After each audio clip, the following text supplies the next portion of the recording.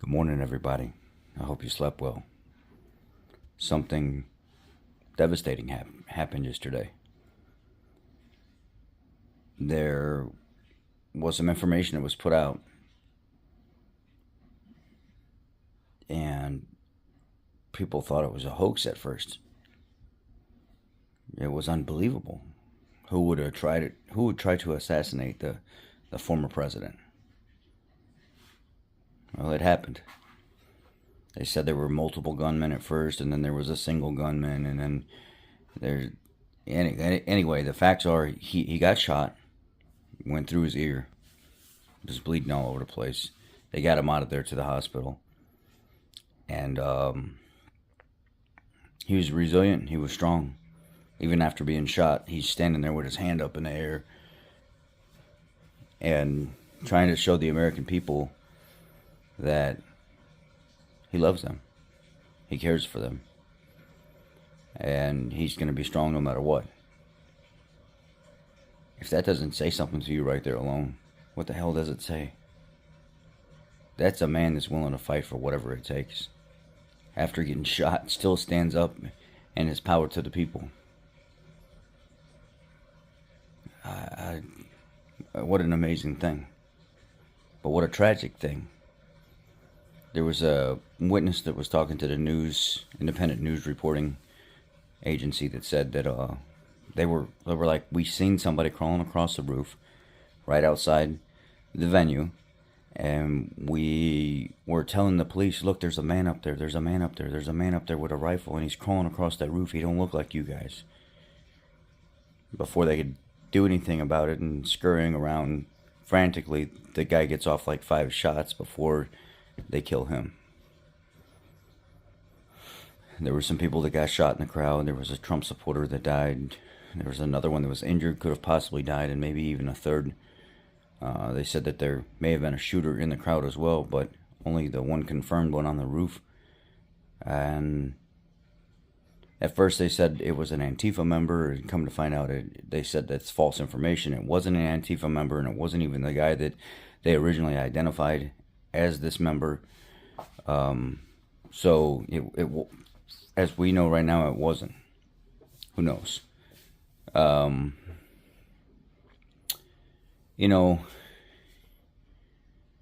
This whole situation is rough. Really rough. What I want to do now is I want to turn to something a little bit different.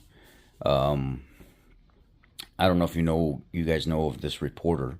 His name is Shirley. He does a lot of work on the border. He's a very young guy. Him and his mom go out and they ask questions. They go to these border towns and stuff, and they investigate pretty deeply. In this interview, I'm going to post some of the clip. Hopefully it's okay that I use some of it, and then I'm going to link his channel down in the comment section. He actually goes and talks to the El Cajon mayor just outside of San Diego. And the things that the mayor has to say about what's going on is absolutely crazy. I want you guys to listen to this. I'm going to play the whole thing for you. Hopefully I might chop it up a little bit so it's not completely 100% there, just so it's not like a content violation or something like that. But I think it's important for people to know what the mayor of El Cajon is saying. I'll show you where the location is first, and then I'll show you the location of California overall in relation to where El Cajon is. As you can see here, it's just northeast of Chula Vista, and then San Diego, it's just outside of it. And then here is what it looks like California overall. That comes across, whether they're a citizen or not, is entitled to full health care. And that even includes having sex change operations. But that's an expense for the whole family. I don't know where in the government they thought any of this was a good idea to, first of all, bring illegals over here anyway. Second of all, why would you allow implementation of things like this to just it's like you're slapping the taxpayers in the face saying, I will do what I want with your money, and you won't do a damn thing about it. So deal with it. And if they want their genitals chopped off and sewn up as Susie, that's exactly what we're going to do. Or if they want their little pickle sewed on and called Mr. Timmy, that's what we're going to do. How does this make any sense? That we would allow this type of stuff to happen and give this type of aid for free for people that have never even done or contributed to anything in the United States. Just because you have blood flowing through your body doesn't mean you're entitled to what the next person has.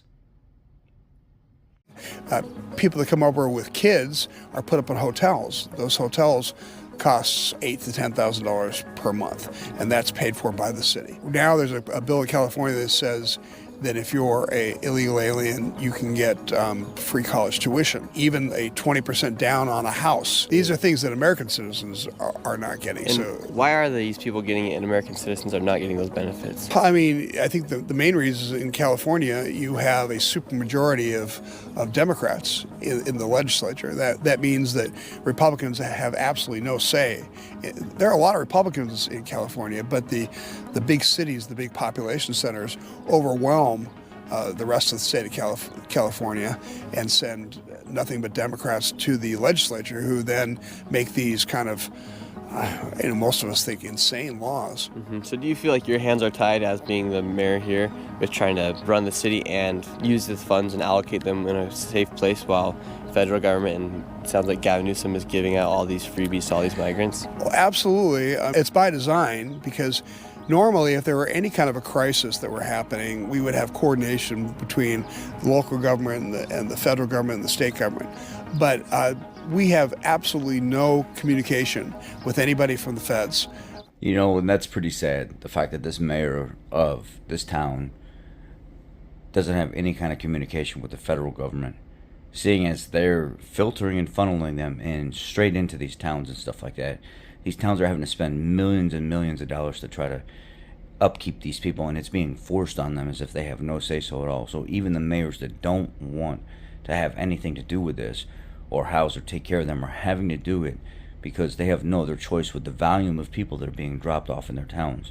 And the federal government's sitting there laughing, saying, and you can't say nothing to us about it, you just have to deal with it. You will own nothing and be happy. Yeah. They won't tell us when people are coming or how many are coming or why they're coming. Our police officers, by law, aren't even allowed to have a discussion with the Border Patrol or any ICE enforcement. So it's not by accident. They don't want us involved. They don't want us stopping the process, because the whole idea is to have a free-flowing border. And why would they want to have a free-flowing border? Well, I mean, a lot of people argue about that. I think that the main reason is that by flooding more people into the country, they're going to go to population centers with a high Democrat presence. Places like San Diego, Chicago, New York. When that happens, if they get counted in the 2030 census, more congressional seats will be allocated as a result of that. And when more congressional seats are allocated in dark blue areas, then those dark blue areas will elect dark blue candidates that will go to Washington and then overwhelm federal House of Representatives like it has the state houses. Okay, so maybe they might not be able to vote. However, with them being there, they're able to raise the numbers of electoral votes in their areas, or yeah, I think that's what we're talking about. Congressional seats. Congressional seats. And then they'll control the government forever. Right now, it's affecting us a lot. However, in 2030, when that census comes through, that's when we're really going to see the effects. That's when people are going to wake up and say, well, how did this happen? You may have seen a report I did earlier where I showed hundreds of document cards from China. Mm-hmm. And we're not in a friendly position with China. Our country is in some kind of a cold war with China. They're flooding the country with young military-age men. I don't know why they're here. I don't know why they need to come from China. It seems to have lots of jobs in China. They're manufacturing a lot. Mm-hmm. Why do they need to come to America? And I think the answer is some of that is people are being brought over to be embedded into our culture, that they can be activated whenever needed. If China needs people to go in and attack individuals, attack groups, attack the water system, attack the electrical grid, commit industrial espionage. The problem is we don't know. That is some pretty scary stuff. But it's all so true. Anything can happen at any moment. And we're not even ready for it. Alright, guys. Well, I hope that makes you put on your brain cap and start thinking. Shit ain't right. It's not right.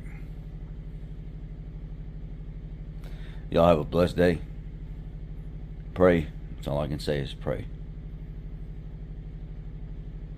God bless Donald Trump and his family. Y'all take care.